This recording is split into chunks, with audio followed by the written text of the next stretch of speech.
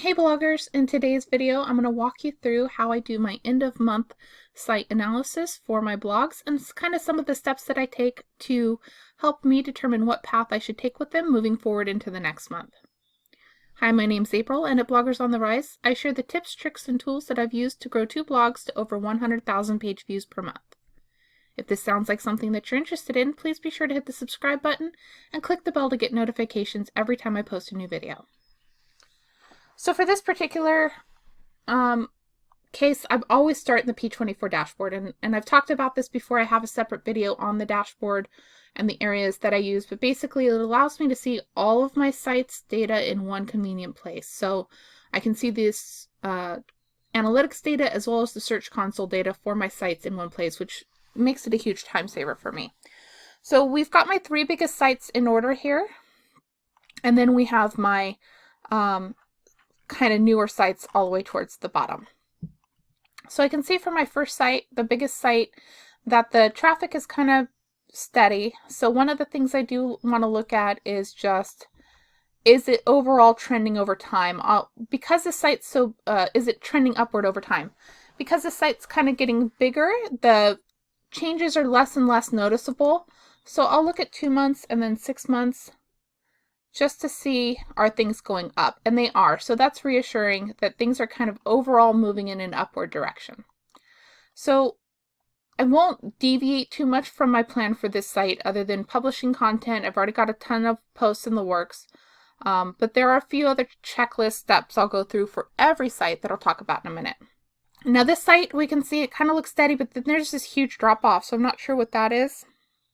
It's only about 400 posts. So again, I'll look at the last 2 months, 400 page views rather, sessions. And here is where I know we had a couple of pins go viral, but overall it's kind of leveling out, which I think should be fine, but let's look at the overall. So for the 6-month stats, we're perfect. We're still got that really nice hockey stick kind of curve going. So I'm not going to worry about it. And again, I'll still do my checklist, other checklist steps on this site as well. This one, however, has had a huge issue here, and that's probably because of the May Google Core update. So it looks like I got hit a little bit in there. Now this site is newer. It's only 10 months old, it looks like. 41 posts. So it still makes, you know, $300 or $400 a month. So it's definitely something I want to keep an eye on, especially with sessions decreasing like this. So let's have a closer look at what's going on in here. So one of the things for this site is I haven't really been posting on it much. I hired out a bunch of content initially and then really let the site sit. I did add 2 posts this past month, but other than that, it hasn't had a post in a while. So I know right off the bat, one of the things that I can do is start adding content to this site more routinely. So I might make a habit to add at least 5 posts a month, for example. Now, one of the good things is that the posts are getting decent page views, meaning one of the great things that P24 dashboard can calculate is the average page views for your post, and it looks like this site's getting about 726 page views per post, which is amazing. I like seeing that. That's a good number for me. So from here, I'll go into the traffic change analysis, which is my next favorite spot to be in, because I can do a couple things here. And I'll actually look at this view for every site, even if the sites are doing well, because I want to be able to analyze how my top posts are doing. Are they decreasing? Are they increasing? As well as a few checklist items. So let's see what that looks like. I don't really care so much about the page views because it's not organic. I more care about the organic numbers because I know that how often I pin and whether or not a pin goes viral can have a big impact on page views, but the organics is how Google sees my site. So that's what I'm most interested in here. So it's already sorted highest to lowest, and I can change my entries, which I typically do. In fact, I'll change it to 50 here so I can see all of the posts. And what I want to focus on is looking at my top posts that have a negative change, especially a high negative change. Like for a post, 7% and 14% is a high negative change. And I also love seeing when there's a positive change. Like obviously this post, whatever it is taking off. So there's 2 different things they can do here. I want to look at all of the red posts, at least a minimum the ones that are in the top 10.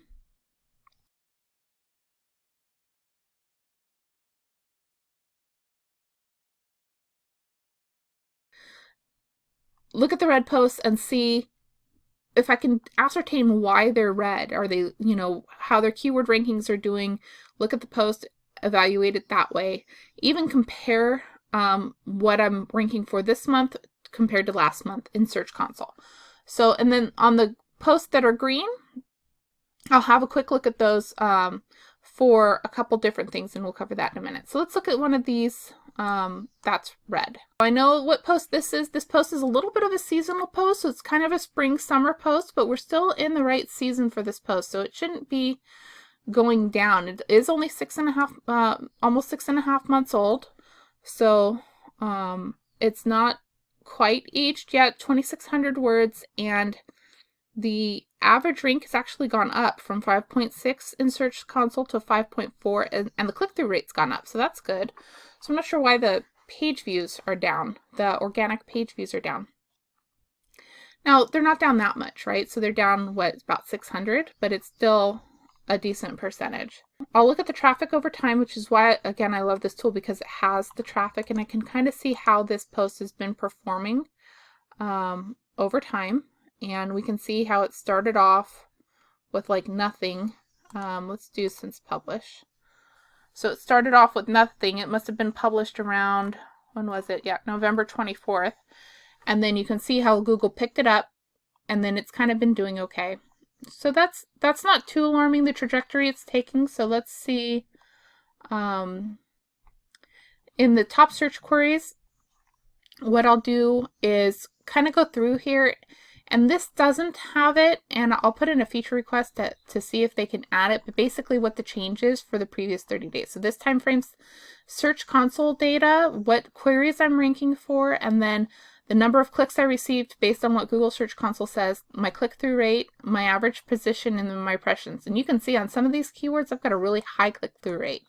I mean, 30%, that's great, especially in the number 2 position, and getting a 30% click-through rate. So that tells me my title's probably pretty good if they're still scrolling past and clicking on me in the number 2 position. So these click-through rates are pretty good. So I'll do 2 things here.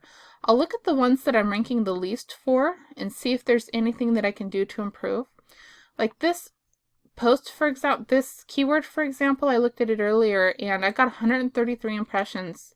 Even though I'm average position of 127.4, I actually looked at it, and this is a commercial intent keyword. So I'm surprised that this article's ranking for it at all, but I'll go ahead and add it to my hit list, which is, you can see I've already done, to write a specific targeted post for that, especially because it has commercial intent.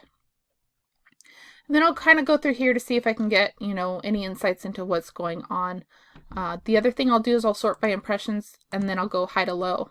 And I'll take a look at where my position ranking is on those. And so, for example, this one, I've got 666 impressions, but I'm 8.5 on the page. So I haven't done this yet, but I'll take a look at the key term. Was this post targeting that key term? Does this key term make sense for that post? Or maybe I should post at 8.5% with 666 impressions. Over a 30-day period, I know that I could probably get 700, 800, 1,000 page views if I had a specific targeted post to this keyword. So depending on what this keyword is, I'll make a decision to prioritize adding it to my list. So that's kind of how I look at each individual post. And like I said, I'll do that for a minimum the top 10. But the other thing that I like to do is we'll go back to this traffic change analysis. Is they're organized. These are the top 10 posts, for example, and I can change this to the top 25.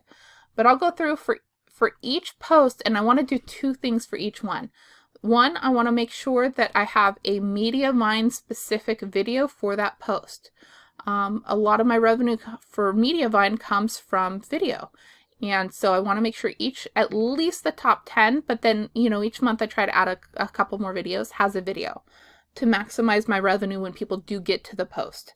And then the second thing that I want to do is for each particular post, make sure that in the top paragraph or the top 2 paragraph, I have some kind of affiliate link if at all possible. And a lot of times it'll be something simple like, this is a great book on Amazon that you can also read on this subject, or this is my favorite tool is X for this, and read more to find out why, or whatever. but I'll try to incorporate an affiliate link towards the top of the page, because if I've got 5,310 people going to this article and there's an affiliate link in the top paragraph or two, like above the first heading is where I like to put it. So in between the H1 and the first H2, then that's going to hopefully increase the number of clicks over to Amazon and then increase my commissions.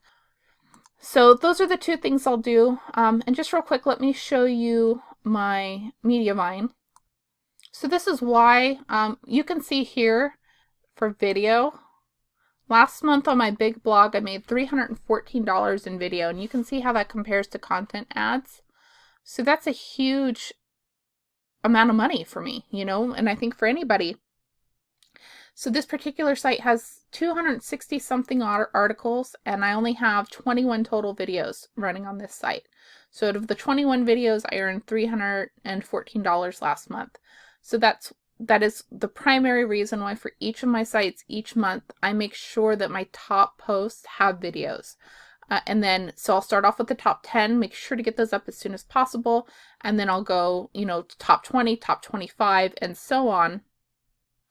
The idea being that the more videos I have, the more revenue I could potentially earn, though I wouldn't worry too much about posts with under 500 page views, at least initially, just depending on the time frame. But those are some of the tips that I can offer as far as this is how I look at my sites on a month-to-month basis. I'll leave links to the tools that I use in the comments below, as well as to my income reports, where you can kind of see the breakdown for each of my sites, what niche they're in, and then how much they're earning. Don't forget, if you haven't done so already, please be sure to hit the subscribe button and click the bell to get notifications every time I release a new video. Happy blogging!